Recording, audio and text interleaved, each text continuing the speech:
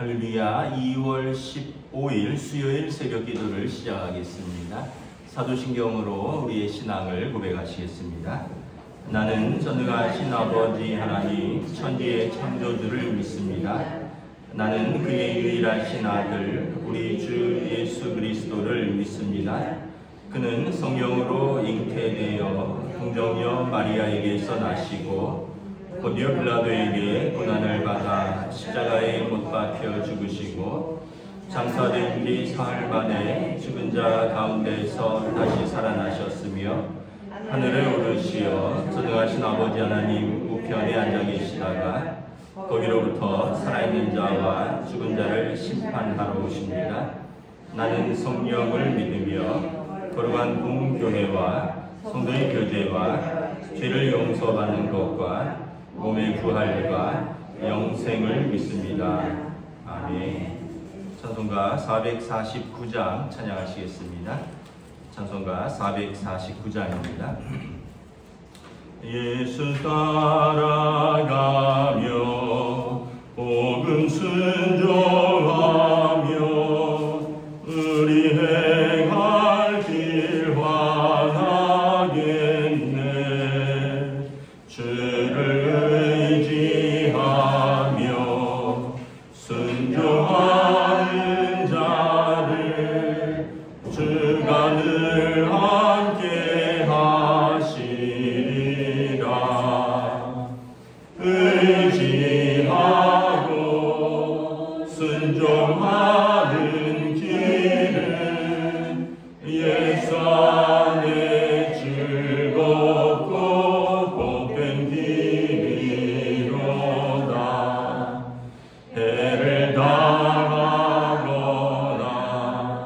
우리 고생할 때 주가 위로해 주시겠네. 주를 의지하며 순종하는 자를 주가 위해 주시리라. 의지하고 순종하는 길은 예수 안에 즐겁고 복된 길이로다. 남의 짐을 지고 슬픔 위로하며 주가 상급을 주시겠네. 주를 의지하며 순종하는 자를 항상 복내려 주시리라. 의지하고 순종하는 길은 예수 안에 즐겁고 복된 길이로다. 우리 받은 것을 주께 다 드리며 우리 기쁨이 넘치겠네. 주를 의지하며 순종하는 자를 은혜 풍성케 하시리라. 의지하고 순종하는 길은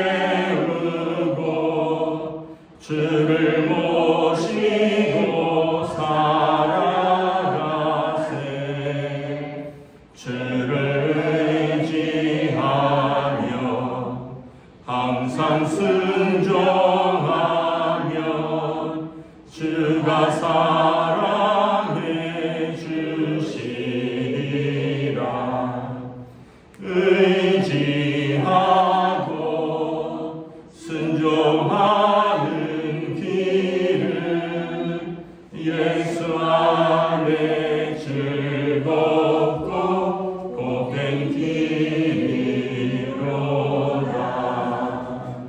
아멘. 네, 오늘 우리 주신 하나님 말씀은 사무엘상 13장 13절부터 23절까지 말씀입니다. 사무엘상 13장 13절부터 마지막 절까지입니다. 저 여러분들이 한 절씩 교도하도록 하겠습니다. 사무엘상 13장 13절부터 마지막입니다. 사무엘이 사울에게 이르되 왕이 망령되이 행하였도다. 왕이 하나님 여호와께서 왕에게 내리신 명령을 지키지 아니하였도다. 그리하였더라면 여호와께서 이스라엘 위에 왕의 나라를 영원히 세우셨을 것이거늘 지금은 왕의 나라가 길지 못할 것이라.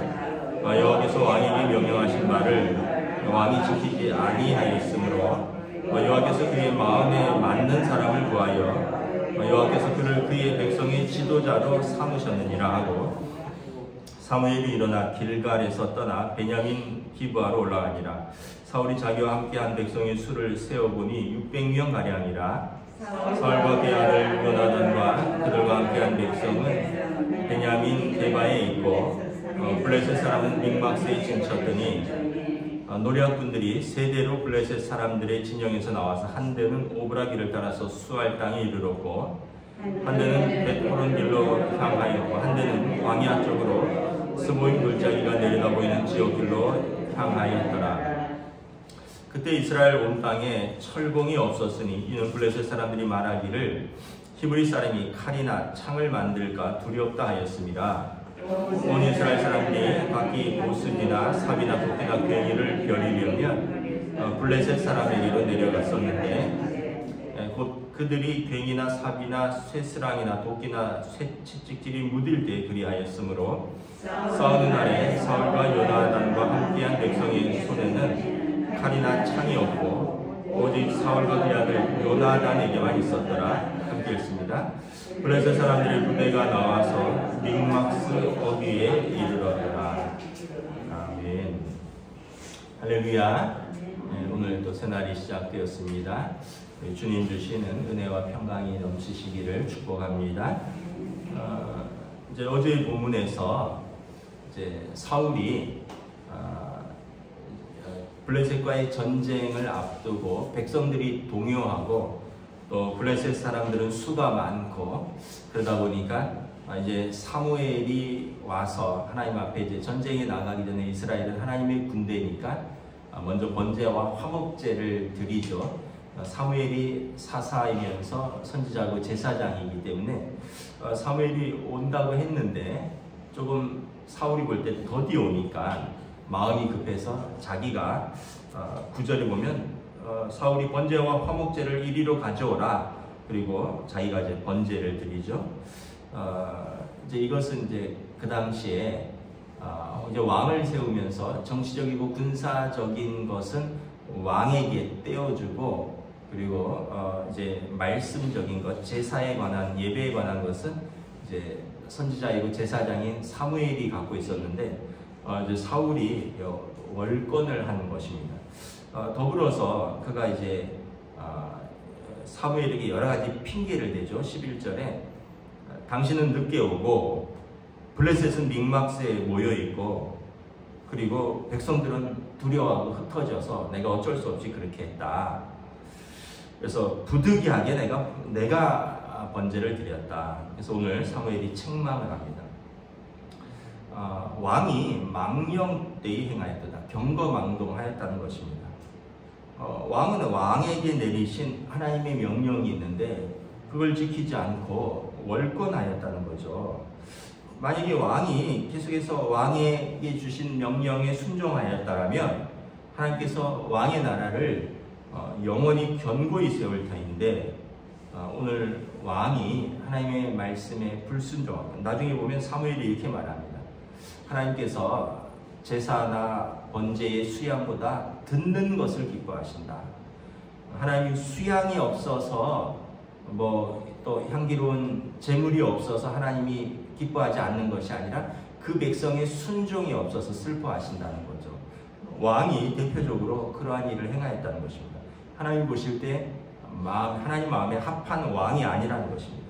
14절에 보면 왕의 나라가 길지 못할 것입니다. 지금 왕이 지금 이스라엘을 다스린 지 뭐 2년 채 안 돼서 이런 일이 일어난 거죠. 하나님께서 왕에게 명령하신 바를 왕이 지키지 아니하므로 여호와께서 그의 마음에 맞는 사람을 구하여 여호와께서 그를 백성의 지도자로 삼으실 것이다. 다윗을 이제 얘기하는 것입니다. 아직은 이제 다윗이 등장하지 않지만 하나님 마음에 합한 사람은 다윗입니다. 다윗의 별명이 하나님 마음에 합한 사람. 아브라함의 별명이 하나님의 벗. 하나님 마음에 합한 사람이 다윗이 되는 거죠. 사울과 다윗의 차이는 뭐냐 하면 다윗은 상황이 어떻든 조건이 어떻든 순종하려고 애를 쓴 사람입니다. 물론 실수도 있었고 죄도 지었지만 다윗이 허물이 없어서가 아니라 다윗은 순종하려고 애를 썼고요.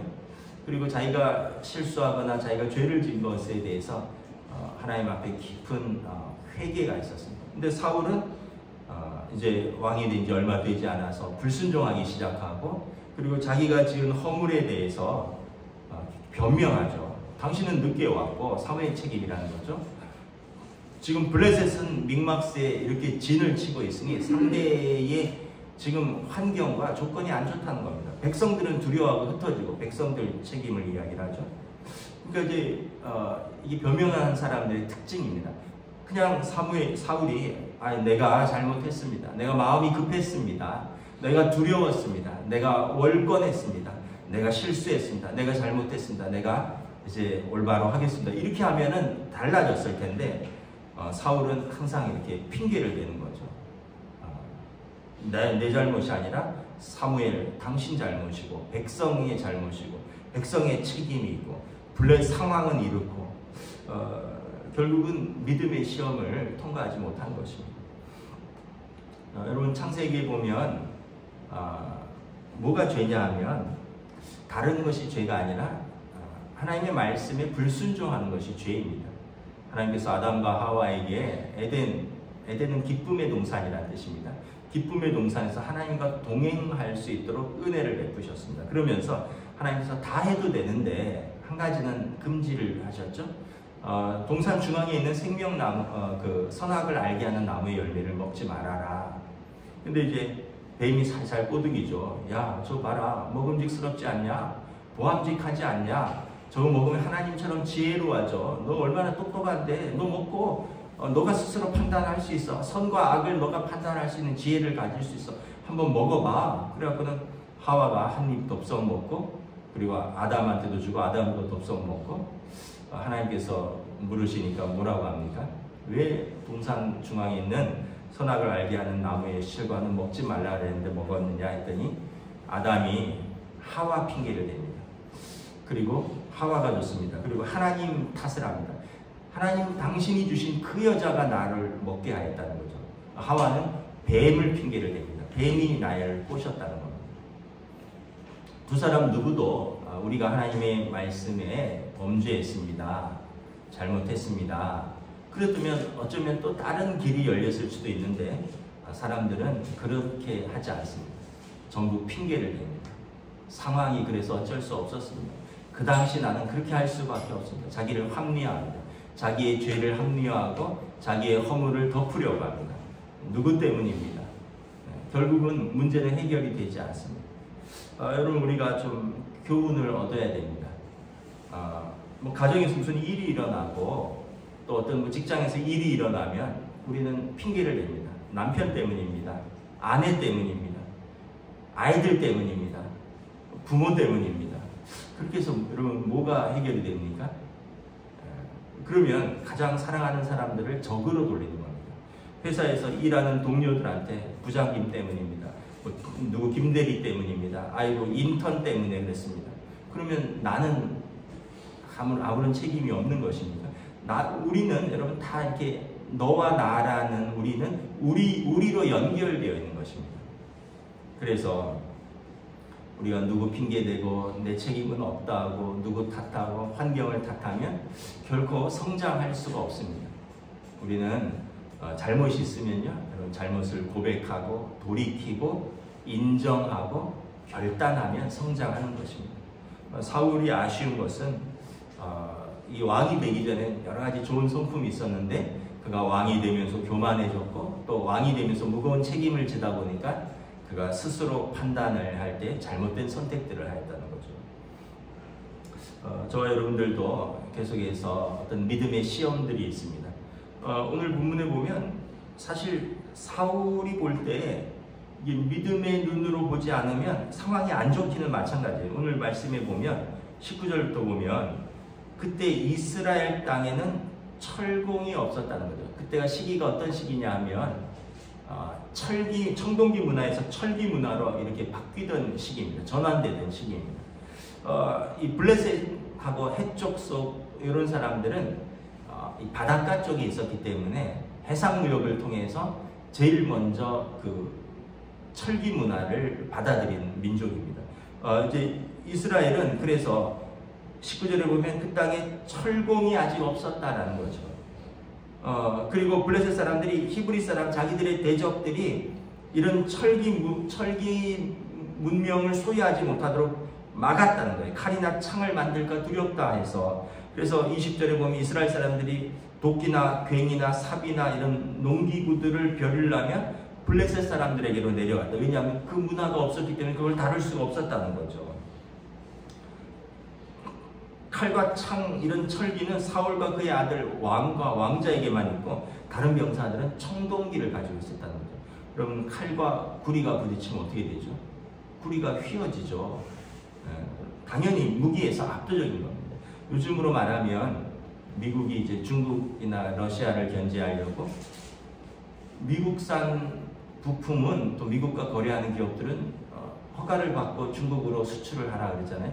그래서 뭐 반도체라든가 이런 것들은 이제 바로 중국으로 수출을 못합니다. 왜냐하면 우리랑 무역하려면 우리한테 납품하는 것들 또 우리가 생산하는 그런 핵심 부품들은 중국에게는 허가를 받고 팔아야 된다. 그래갖고는 중국의 그 반도체 성장이라든가 첨단 문화 성장을 견제하는 거죠. 뭐 러시아는 지금 전쟁 중이니까 그렇고 마찬가지인 거죠. 지금 히브리 사람들이 철기 문화를 소유하면 블레셋 사람들이 자기들과 대등한 어떤 군사력을 가질까봐 히브리 사람들은 철기 문화에 접근하지 못하도록 철저하게 막았다는 거죠. 그러니까 사울이 볼 때는 지금 13장 5절에 보면 블레셋 사람이 이스라엘과 싸우려고 모였는데 병거가 3만, 전차가 3만입니다. 마병이 6,000명입니다. 말을 타는데 다 한결같이 철기 문화 칼과 창을 들었습니다. 그 외 보병은 뭐 모래와 같이 많다 그랬습니다. 그 사람들이 이렇게 진을 쳤고 이스라엘은 얼마나 두려웠는지 6절에 보면 위급함을 보고 절박해서 굴과 숲들과 바위 틈과 은밀한 곳과 웅덩이에 숨었고 그리고 7절에 보면 백성들은 떨었더라. 그러니까 사기가 이미 싸우기도 전에 너무나 두려운 상황인 거죠. 그런데 사울이 잊었던 것은 뭐냐 하면 이미 사울이 블레셋과의 전쟁에서 한번 승리를 한 적이 있어요. 그때도 블레셋은 철기였습니다. 그때도 이스라엘 백성은 훈련되지 않은 병사들이었습니다. 그런데 어떻게 이겼습니까? 하나님이 함께 하셨다는 거죠. 이스라엘은 하나님의 군대라는 별명을 가지고 있습니다. 전쟁에 사울이 앞에 서고 문제가 아니라 하나님이 함께 하시면 그 전쟁은 하나님께서 이기는 것입니다. 아니 여러분 애굽에서도 그랬잖아요. 모세가 바로가 병거를 이끌고 쫓아오는데 백성들은 어찌할 바를 모르고 앞에는 홍해고 뒤에는 바로의 군대가 쫓아오는데 모세가 방법이 없으니까 야 그냥 하나님 쳐다보자. 하나님께서 오늘 어떻게 행하시는지 보자. 너희는 가만히 있어. 오늘 하나님이 하나님 되심을 한번 보자. 하나님께서 바닷길을 여신 거죠. 여러분 우리에게 믿음의 선택이 있어야 돼요. 자꾸 변명하지 말고 상황이 이래서 어쩔 수 없었다. 아이고 나는 그때 누구 때문이었다. 누구 상황 누구 탓이었다. 이렇게 해서는 나아지는 것이 아무것도 없다는 거죠. 믿음의 선택을 하는 거예요. 여러분 우리는 항상 선택을 하면서 살아갑니다. 하나님께서 우리에게 자유의지를 주셨어요. 하나님이 우리를 어떠한 선택도 할 수 없이 하나님의 명령에 무조건적으로 순종하는 어떤 뭐 로봇이나 아니면 프로그램된 로봇이나 아니면 애완동물처럼 우리를 다루지 않고 우리를 자녀로 대하십니다. 어떻게 여러분 자녀를 막 쇠줄로 묶어두고 꼼짝도 못하게 하고 뭐 말 안 들으면 막 후려치고 이러나요? 아니잖아요. 아이들에게 옳은 길을 알려주고 그리고 아이들이 선택을 하는 거죠. 만약에 옳은 길을 가지 못하면 슬퍼하고 위에서 기도하고 때로는 책망하고 그러면서 계속해서 인도하는 것이죠. 하나님께서도 이스라엘을 그렇게 하기를 원하시는 거예요. 하나님께서도 우리에게 자유의지를 주셨습니다. 말씀으로 우리를 인도하기를 원하시고 때로는 선지자들을 통해서 책망도 하시고 그리고 때로는 하나님께서 직접 징계를 하시기도 하신다라고 성경은 말씀합니다. 그러면서 우리가 하나님의 뜻대로 올바른 선택을 하기를 원하시는 거예요. 여러분, 저와 여러분들이 여러분 작은 선택들이 모여서 큰 선택들이 이루어지는 것입니다. 내가 어려서는 잘 몰랐지만 또 내가 장성하면 올바른 선택을 할 것이다. 그렇지 않습니다. 여러분 어려서부터 올바른 선택을 하려고 애를 쓴 사람이 장성하여도 올바른 선택을 하는 것입니다. 내가 젊어서는 뭐 혈기가 있고 경험이 부족해서 내가 올바른 선택을 못했지만 나이 들어서는 올바른 선택을 할 것이다. 여러분 그렇지 않습니다. 연세만 드신다고 올바른 선택을 하는 것이 아니에요. 그 마음에 하나님을 경외하는 마음이 있고 하나님의 말씀에 순종하는 마음이 있어야지 나이와 관계없이 경험과 관계없이 축적된 지식과 관계없이 올바른 선택을 하는 것입니다. 결국 나중에 보면 하나님이 사울을 왕으로 세우신 것을 후회하신다는 거예요. 그리고 사무엘은 사울 때문에 슬퍼합니다. 하나님이 슬퍼하고 사무엘이 슬퍼하고 그리고 결국은 사울은 이스라엘의 왕으로서 하나님의 영이 그를 떠난다라고 말합니다. 하나님의 영이 떠나니까 어떻게 되죠? 악령이 들어오게 되는 것입니다. 사울은 점점 정신병에 시달립니다. 그리고 이렇게 점점 자기도 망쳐가고 그리고 또 나라도 망쳐가는 것을 볼 수가 있는 것이죠. 말씀을 정리하도록 하겠습니다.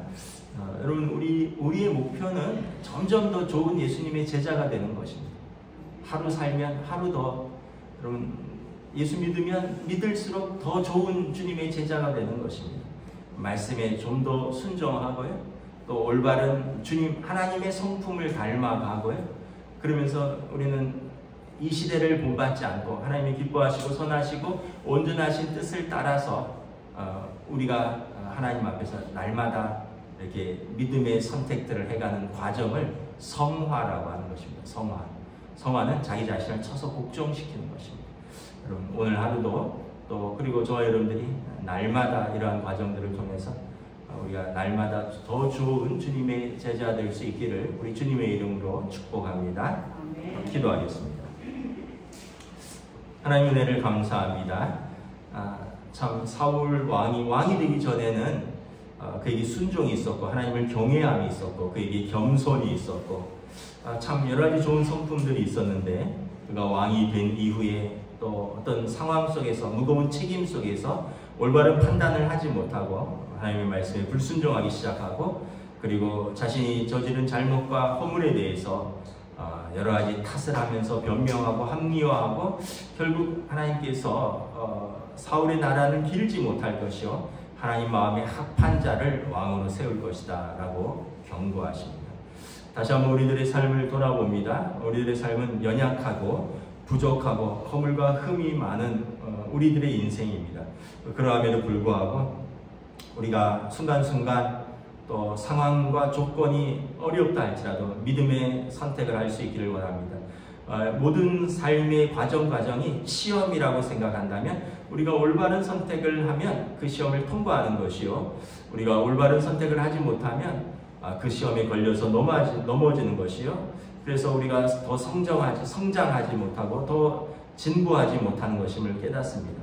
우리의 과거를 돌아보는 것이 아니라 이제 우리에게 남아있는 날들 속에서 좀 더 믿음의 선택을 하고 그래서 우리 주님의 더 좋은 제자가 되고 하나님 마음에 합한 우리 한 사람 한 사람이 될 수 있도록 우리 그 믿음의 싸움을 포기하지 아니할 수 있도록 성령님 도와주시고 인도하여 주시옵소서. 감사를 드리오며 우리 주 예수 그리스도 이름으로 기도드리옵나이다. 아멘. 하늘에 계신 우리 아버지 이름을 거룩하게 하시며 아버지의 나라가 오게 하시며 아버지의 뜻이 하늘에서와 같이 땅에서도 이루어지게 하소서. 오늘 우리에게 일용할 양식을 주시고 우리가 우리에게 잘못한 사람을 용서하여 준 것 같이 우리 죄를 용서하여 주시고 우리를 시험에 빠지지 않게 하시고 악에서 구하소서. 나라와 권능과 영광이 영원히 아버지의 것입니다. 아멘.